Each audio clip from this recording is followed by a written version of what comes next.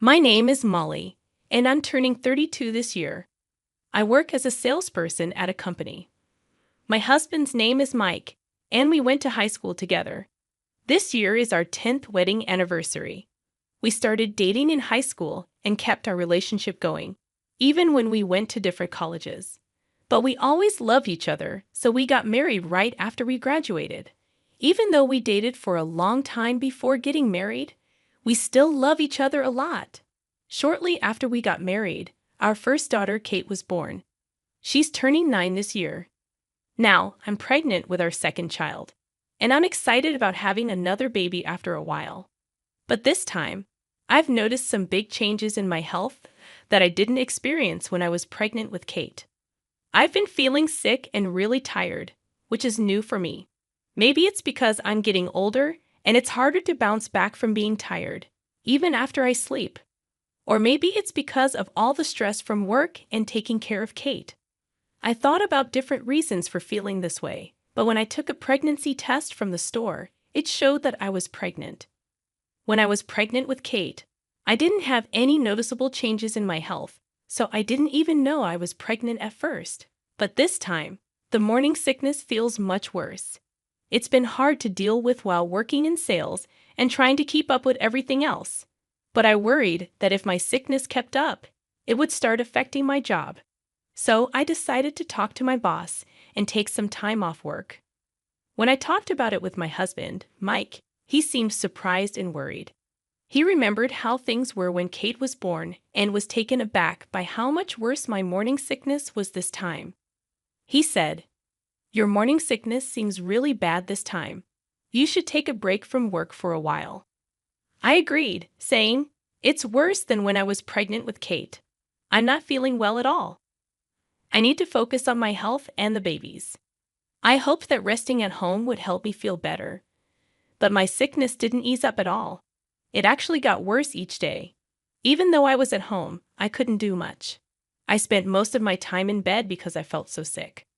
I wanted to at least do some chores around the house, but I couldn't even manage that.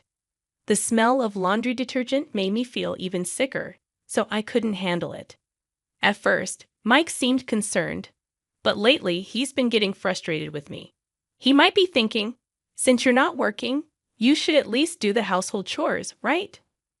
I felt ashamed that I couldn't even manage simple tasks around the house. I felt bad for Mike, who was busy with work. Since then, he's been acting different. We used to hug every morning. But now things seem to have changed. Before, Mike used to give me a hug before heading to work. But now, he leaves without saying much. He's been really busy with work, often coming home late because he has to do extra hours. His job involves tasks like preparing documents, entering data, and making phone calls. Even though working extra hours was normal for him, he used to cut back after Kate was born so he could spend more time with her. We both used to work, and Mike wanted to help out more around the house to ease my workload. But lately, he hasn't been pitching in as much, and he's been doing overtime regularly. I think maybe me being on leave and us having less money coming in made Mike feel like he needed to work even harder to support us. Maybe he thinks I should do all the housework since I'm not working right now. But with my morning sickness, I just can't meet his expectations. One night, I finally gathered the courage to ask him for help. "You've been working so hard lately, especially since I've been on leave." "I'm sorry," I said. "Well, I have to earn more for the family, especially with the overtime," he replied. "I really appreciate it. I'm sorry I can't do much housework. The morning sickness is severe, and the smell of detergents and food makes me feel sick," I explained. "Really?" he asked. "Yeah, so can you please come home a bit earlier and help out with the chores? Once I feel better, I'll go back to work," I pleaded. Upon hearing my request, Mike looked clearly displeased. "Don't we have our own rules? I'm working hard, even with overtime, to support the family." I found solace in my daughter's reliability. Kay had grown into a kind-hearted girl, and I was genuinely pleased to see her willingness to help.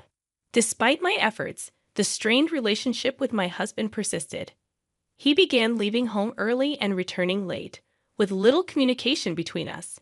With the birth of our second child approaching, I started feeling anxious. Just when I thought our relationship was beyond repair, Kate shared some unexpected news.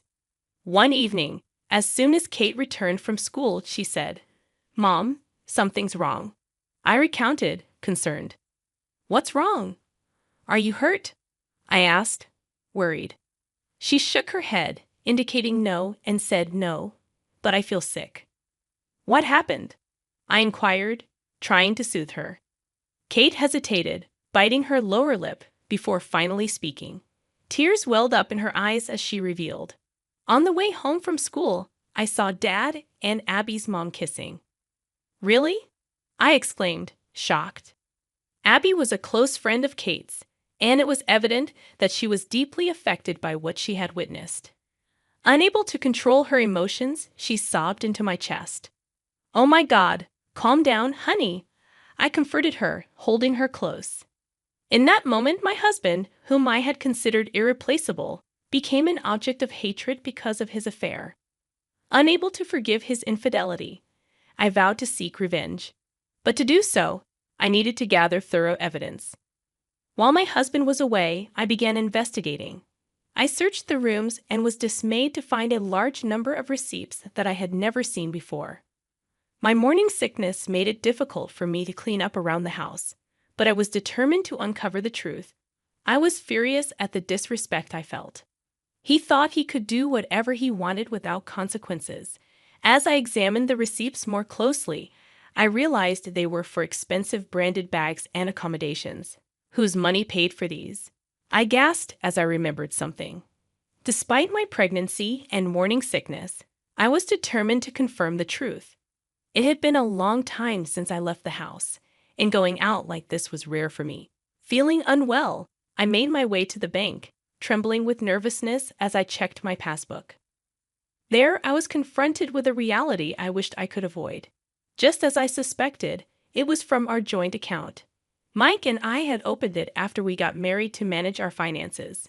We saved for our future and paid for our living expenses from this account. But it was also the account used for Mike's frequent purchases of designer bags on his credit card.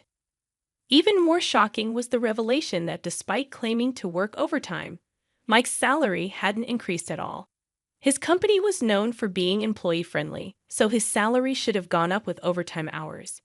But it hadn't changed. At that moment, everything clicked. His late returns home were because he was having an affair with Abby's mother. It was clear that Mike hadn't been working the extra hours he claimed.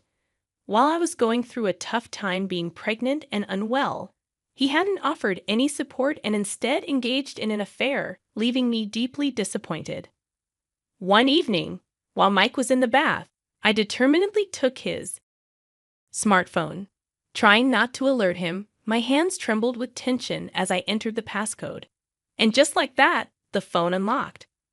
Perhaps Mike had let his guard down, thinking my severe morning sickness had made me less vigilant.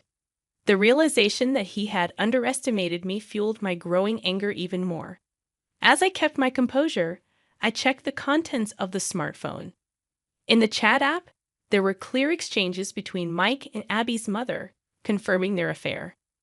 "I told my wife I have overtime so we can meet tonight," Mike had written. "Really? Can we meet tonight?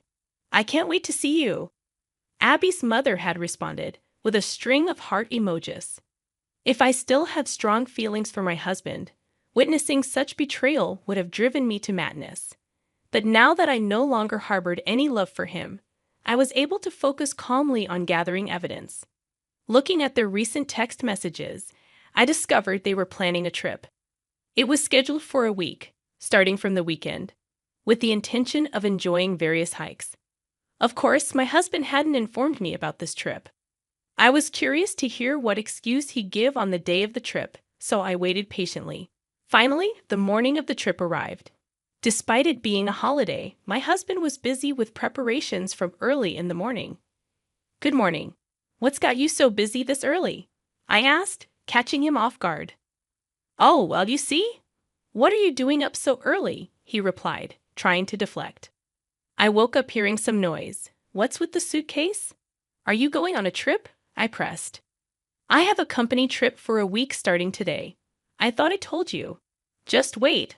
I'll buy you a nice souvenir, he said hurriedly, attempting to cover up. As if on cue, Kate woke up too. She seemed curious about what was happening, and, with a slightly dazed expression, asked her father, "Dad, what's happening? Are you leaving?" "He's going on a company trip. He'll bring back a souvenir, so let's look forward to it." "Got it? Can't wait for the souvenir." "Take care," I interjected, with a forced smile. With our smiles, my husband left the house with a wry smile of his own. After his departure, we looked at each other and burst into laughter. Dad's voice was shaking when he lied. Anyone could tell if he was lying, Kate remarked between giggles. After sharing a good laugh, we began discussing our next steps. "Okay, I'm about to discuss something important. Listen carefully. I'm thinking of getting a divorce." "I believe it's crucial for you too," I said solemnly. Kate's response to the situation was mature beyond her years. She expressed her discomfort with having a father who cheated on me, and she empathized with Abby, her friend, who was likely going through a tough time too. Her concern for Abby's well-being showed her compassion and understanding. Abby's sudden disappearance and betrayal of her daughter's trust only fueled my determination for revenge. I felt strongly that there should be no compromise when it came to holding them accountable for their actions. With newfound motivation, I took decisive actions to protect myself and Kate. I canceled our credit cards to prevent my husband from spending any more money recklessly. I also transferred half of the savings from our joint account to my personal account to ensure a fair division of assets. We moved back to my parents' house, leaving behind the memories of our life with my husband. Kate's positive attitude during the move reassured me that we were making the right decision for our future. Discovering messages between my husband and Abby's mother, where they expressed their desire to be together, only solidified my resolve. I packed up my husband's belongings and sent them to Abby's mother's parents' house, along with the termination of our lease agreement. My husband's subsequent call, asking for money, only confirmed that my actions had hit their mark. Knowing that he couldn't use his credit card anymore brought me a sense of relief amidst the turmoil. Despite the challenges ahead, I felt empowered and ready to start a new chapter in my life, free from the betrayal and deceit of my husband and Abby's mother. It's easy to imagine that my husband's trip with his mistress was very tense for him. Despite his attempts to reach out, I ignored his calls, citing my severe morning sickness as the reason. 3 days later, I received another call from him, which I reluctantly answered. He was shocked to find the house empty and the lease terminated. "Why is the house empty? What's going on?" he demanded, his anger palpable. "Weren't you supposed to be on a trip for 7 days? Why are you back so soon?" I countered, revealing that I knew about his affair and had taken action accordingly. Realizing that I had found out about the affair and was divorcing him, he was visibly shaken. I ended the call and deleted all his contacts from my phone. With nowhere to go, my husband seemingly sought refuge at Abby's parents' house. There, Abby's mother faced severe reprimands from her husband and parents for her lies and affair. Both she and my husband were forced to sign divorce papers and pay compensation before being kicked out. Since returning to my parents' home, Kate and I have been living freely. My worries disappeared, and my morning sickness subsided, allowing me to return to work after my maternity leave. Kate enjoys spending time with her grandparents after school, and the divorce proceedings went smoothly thanks to the support of my lawyer and the ample evidence I had gathered. In order to secure my ex-husband's income, the divorce proceedings proceeded in my favor, allowing me to move forward with my life without the burden of his betrayal weighing me down. I demanded both compensation and child support payments from my ex-husband and sent a letter to his company, urging them not to let him resign. His boss, who was a married man with children, saw the letter and was furious. He negotiated with the company to deduct the compensation and child support payments from my ex-husband's salary. With his boss keeping a close eye on him, it seemed unlikely that he would be able to quit his job easily. My ex-husband was financially struggling because he had spent too much money on his mistress's lavish lifestyle. Losing his home, he was forced to live in a cheap company dorm, making it even harder for him to quit his job. Meanwhile, Abby and her father found peace. Abby accepted her parents' divorce and seemed to smile more compared to before. She told Kate that she genuinely enjoyed living with her father. Knowing that Abby was living a happy life brought genuine relief to my heart. Soon after, I gave birth to a lovely baby boy. The fact that my ex-husband couldn't hold my beloved son in his arms showed how foolish he had been. When Kate saw her adorable brother, she cheered with delight. Looking at both my beloved daughter and son's faces, I vowed in my heart to raise them well and provide them with the love and support they deserved.